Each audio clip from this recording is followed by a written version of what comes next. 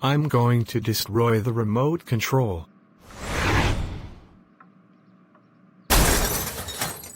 Yes, I destroyed the remote control.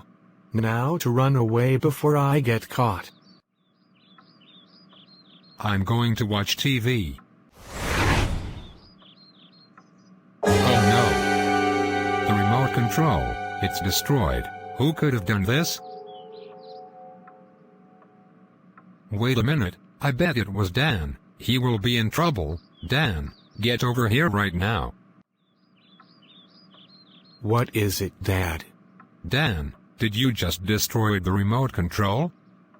Tell me the truth right now, or else you are grounded. Yes I did. Oh my God, Dan, how dare you destroy the remote control? You know the remote control costs a lot of money. Now I have to buy a new remote control thanks to you. That's it. You are grounded for 1 week. Go to your room right now, and I will tell your mom about this when she gets home. What?